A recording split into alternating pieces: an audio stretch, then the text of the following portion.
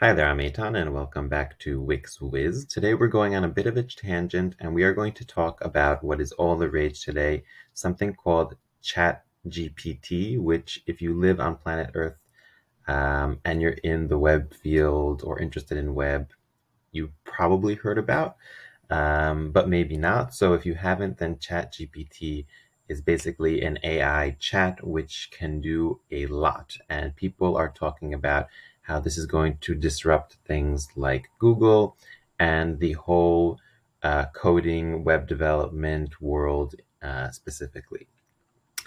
So what I want to do is within the context of Wix to challenge the ChatGPT bot to write some Velo code and see if it's making me obsolete or not, or just in general if this is a tool that can help people write code for Wix.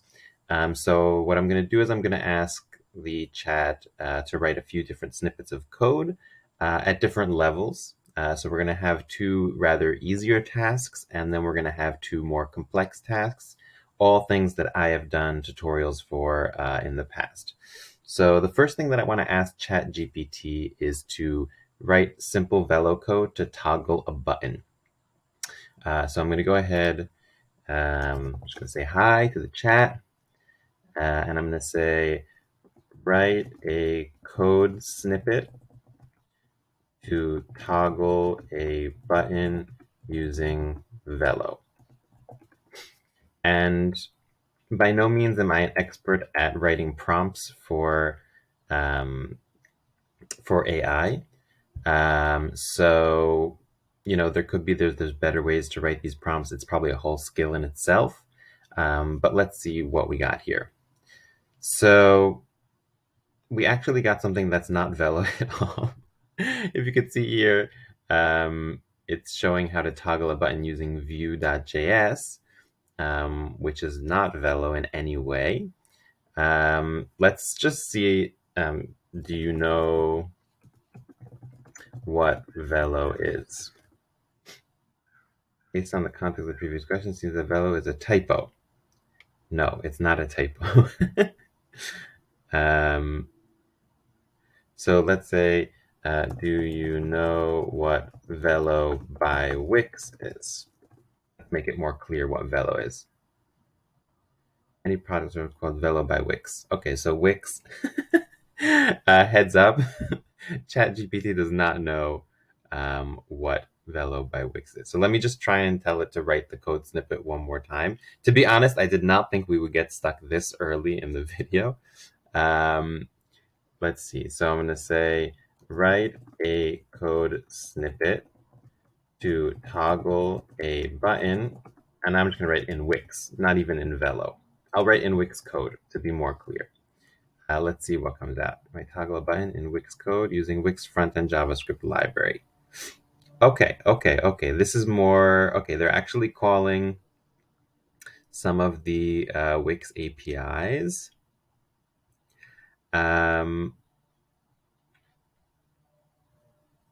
Okay, so it's interesting what they did here. So we imported the actual modules, the actual APIs from Wix of Wix window and Wix location, both which you would not need in order to toggle a button in Wix, which if you want to check out my other tutorial, you can. I'll put the card up here. And also in Wix, you can't select elements using get element by ID.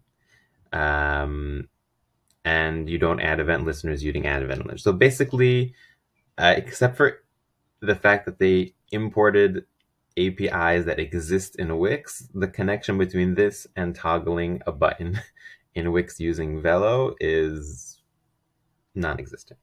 So this would probably not help you at all. Let's see if we can refine the question to make it a little more clear. I'll give it another chance. So let's say, how to toggle a button element in Wix called, let's say, I'll say that it's ID. I'll give it the ID of the elements. Let's say my button. Should probably write this correctly. Toggle a button and I would call my button using on-click event listener.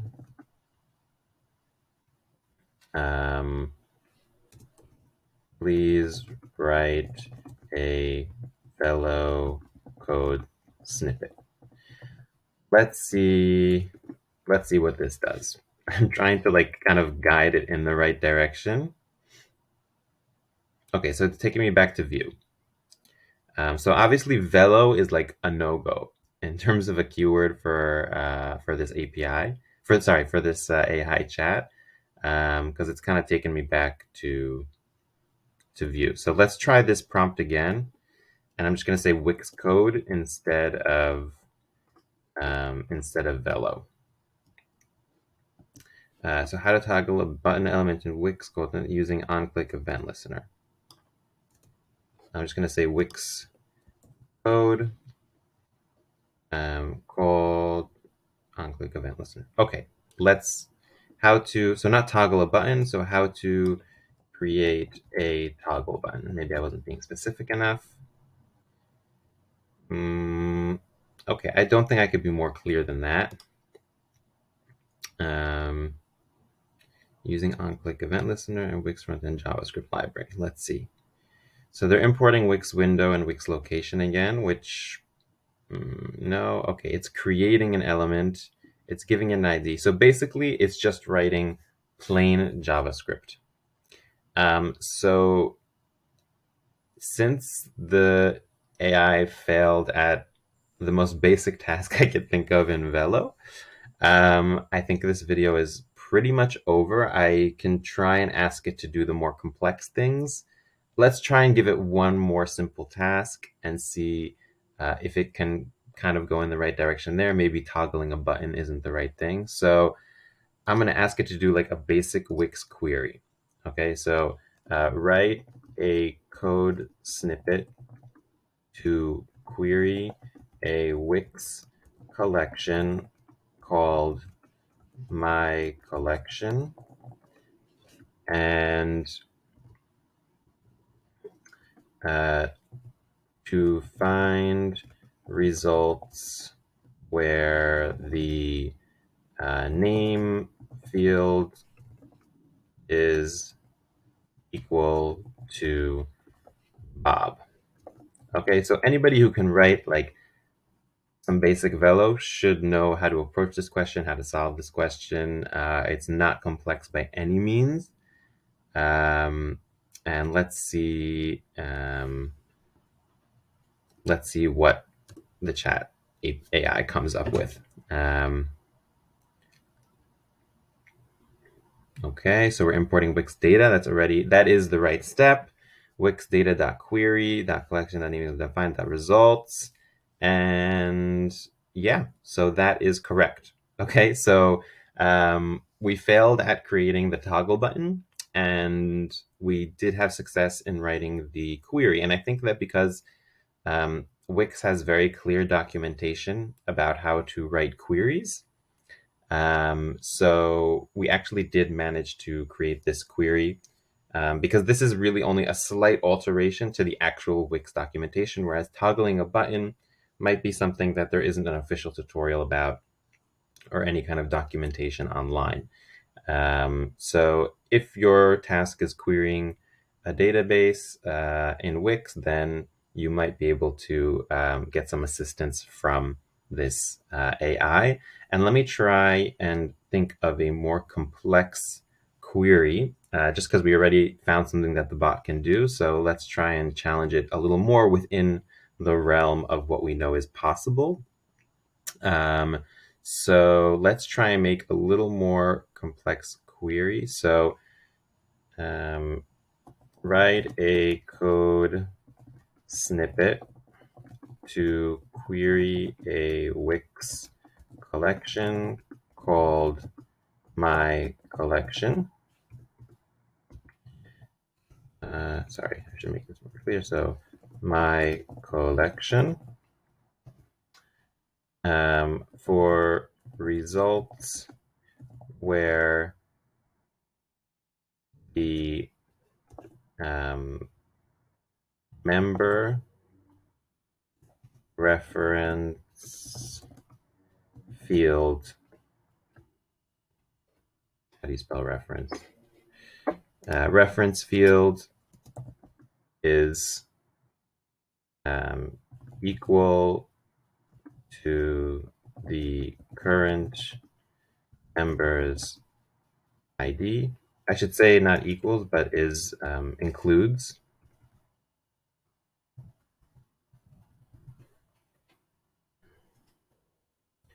Or the age, I'm just making things up here, or the age field is larger than 45. Okay, so I'm making a slightly more complex query here. It uses reference fields and it uses also an or. So this is something that is slightly more challenging, and let's see how the AI bot does with this. So the chat just kind of stalled at some point answering my previous query. So I opened it again in a new tab, and I'm just going to paste the same query that we asked and see what it answers. So again, we're looking to write a code snippet that will query a Wix collection called My Collection for results where the member reference field includes current member ID or the age field is larger than 45. And this must be a pretty complex question for the bot because it's taking a lot longer to answer than some of the other questions.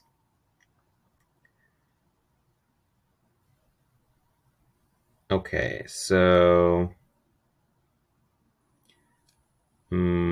let's see what we got back here. So we get the current member's ID using current member ID equals Wix users.current user. Okay, so first of all, it didn't import the Wix users library.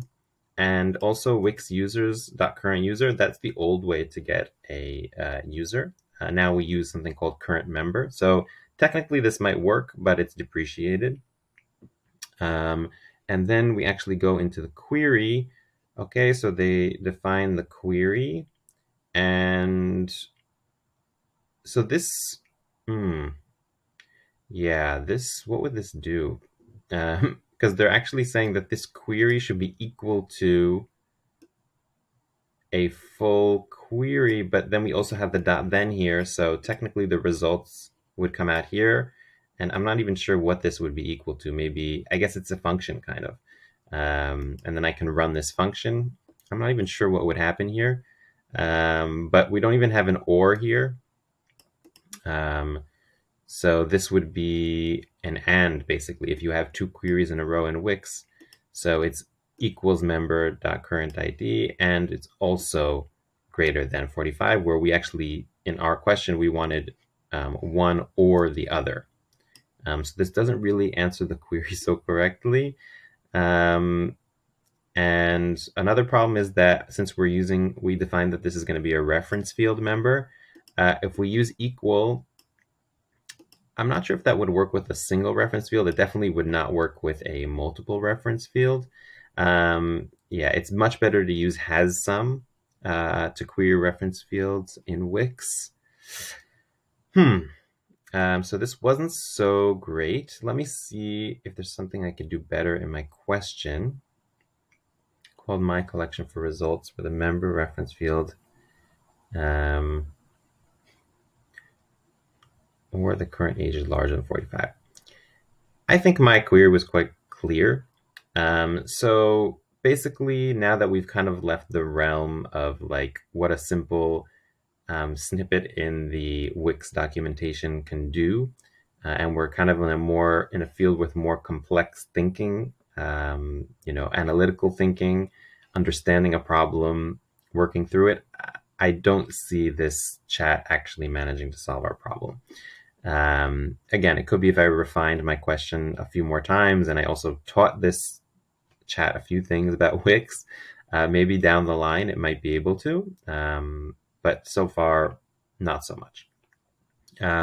Let's just try one of the more complex things that I wanted to do. also based on some previous tutorials that I did. Again, I don't have a lot of hope at this point because we've already pretty much failed on the two simple tasks. But let's just try it just to see what comes out on the other end. So the first thing I want to try and do is to try integrating an external API in Wix. Okay, so first we're going to need two things. We're going to need the backend code and front end code. So first I'm going to say write backend code for Wix to call. I'm going to use the Marvel API because that's what I've done before. Call the Marvel API and get a list of characters. Then write the front end code to import the data from the call and populate a repeater with that data. So this is a prompt that, as a human being, if you would ask me to do this, I would know how to complete this task. Okay. So this is not like, I think that the prompt is valid in terms of explaining what the task is and what needs to be done. Maybe I would ask for a few more details on like what exactly within the repeater did you want to populate, which parts of the data would you want to display. But this would be enough for me to do like 80-90% of the task that you're assigning. So let's just see what the chatbot comes up with. And again, this is a pretty complex task, so it might take a short while. It would definitely take me some time to do. So to be fair, the chatbot does have speed, but then again, if you don't get it right, then what's the point in doing it fast? Okay, so it's writing some text. Okay, bang, replace your Marvel API key. Okay, so I already see some mistakes. Get characters, return new promise. Okay, so it got the right URL for the Marvel API. Okay, it's making a request. Resolve. And front end code, so it's importing Wix data. It's getting the get characters function from the backend, which is in general the correct approach. And it's populating the repeater with the characters. List of characters, populate repeater characters. Okay, so this is actually better than what I expected. Let me run through the answer and see what is incorrect, what might work, and what is actually quite impressive. So in terms of getting the API key, you wouldn't do it like this because you wouldn't want the API key even to be in your backend code. You would use the Wix Secrets Manager to manage your API key and to and you'd call it using the Wix secret backend, Wix backend secrets, Wix. I forgot what the exact library is, but the library from the secrets manager to get your secret in the backend code. And here they're using something called the request module to make HTTP requests. Usually in Wix, you'll use the fetch library. It's possible that this would work. I can't say for sure that it would not because I haven't tried it. But fetch is something that Wix has built its own library for to incorporate. So it's definitely the more sure way to go in terms of incorporating it. They did get the URL. As somebody who has worked with this API before, I definitely can say that just putting your API key here is not going to manage to authenticate you for this API. And yeah, so this would definitely not work at all. The authentication was a lot more complex than that. And here in the front end, so I'm impressed that they managed to figure out that this is, that they need to import this from the back end, um, and that this is the way to populate a repeater with data. So that's pretty impressive. What they didn't do, or what the bot did not do, is set up the on items ready for the repeater. So even if we populate it with the data, nothing is going to happen because we didn't tell the repeater what to do with the data that's being used to populate it. Um, yeah, that's all pretty much. I mean, they worked here with like a promise and stuff like that. I'm not sure if I would have built it that way. Might be a little overly complex, but not necessarily wrong. Yeah, so overall, I'm impressed. I mean, this is pretty useless in terms of actually managing to complete the task, but it's impressive. Like, it's pretty cool. More than I was expecting. So I'm going to go ahead and write one more prompt. And I'm going to ask the chatbot to write code to create a custom product page in Wix. And I think that it'll stumble on this because, judging by what it did with the toggle buttons, I think anything that requires interaction with the Wix canvas, like using the Wix elements to do stuff within Velo, that's where this chatbot fails, because it doesn't really understand the connection between the Wix drag and drop interface and Velo code. But let's give it a try.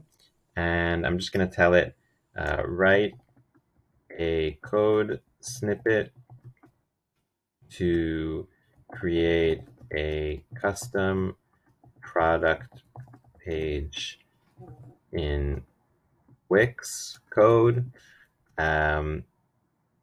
Assume we are using dynamic pages for the custom product pages with a data set called, I'm giving it a lot more information than is necessary. Like, I'm just trying to do it a favor. Dynamic data set.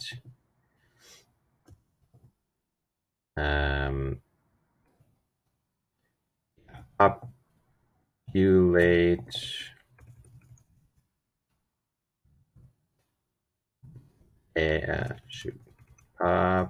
populate a an a text, let's say a text element called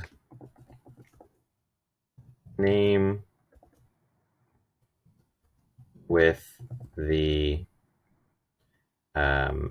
name of the product. What I did here is I kind of defined like a very broad task, and then I gave a few more details, like just so that there's like a very specific task that like maybe it will manage. And if it does manage that second part of the task, then that's still pretty impressive. So let's just check it out and see, you know, let's see what it does here. Let's see if it manages to even, you know, get the item from the dynamic data set. Let's see if it managed to understand what the product's object will look like and how to get values from it, and how to set the text value of an element in Wix. So let's see what it comes up with here. And we're going to need to give it a moment because it is quite a complex task. And I've noticed, just a side note, that after you ask a few queries, the bot slows down significantly. So this is the second time this is happening to me. So what I'm going to do is I'm going to pause the video. I'm going to open this all in a new tab and try and write this again as the first prompt. So I'll see you in a second. Okay, so I'm here on a new chat page, and I'm just going to pose the product page prompt again here. And I don't know how it affects it. You know, if I ask several related prompts in a row, maybe it makes it easier for it to figure out the answer. So technically, this would be like the hardest for the bot, where I'm kind of asking this question out of the blue. And again, I don't have very high hopes for it in terms of this specific query. I mean, this is something that I'm making a tutorial on now, and it's hours long. So this is a very complex task. And here we go. It's starting to come out with something. So custom code snippet for custom product page. It's kind of just repeating the question. Okay, import Wix data. Do we need that? I'm not sure we need that.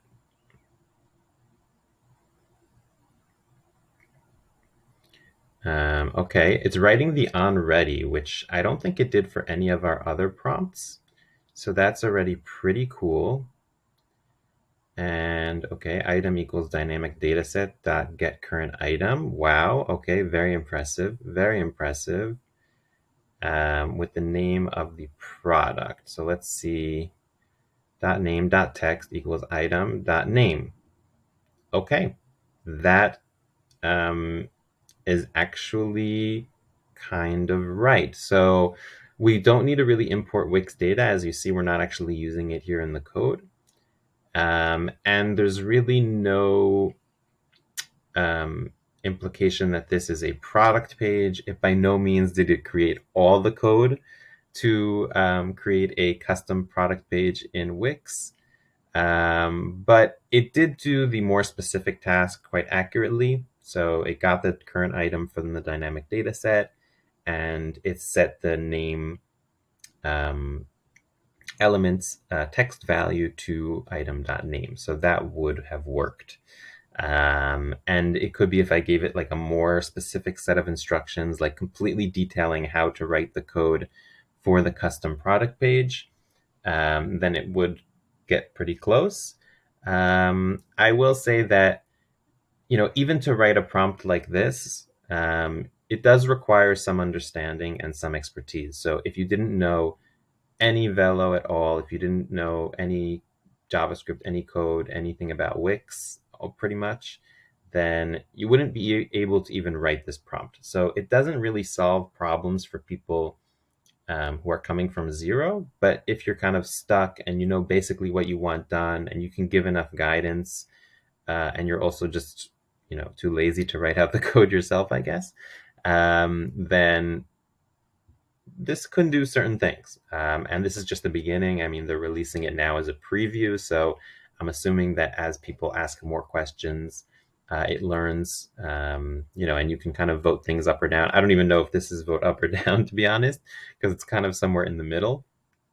But yeah, we can teach this bot together. Maybe in the future we will be obsolete, but I think it's still worth me staying around a little short while just to explain some things in Wix and Velo for you guys. So if you want me to continue making videos, please like and subscribe to the channel, and I'll see you next time.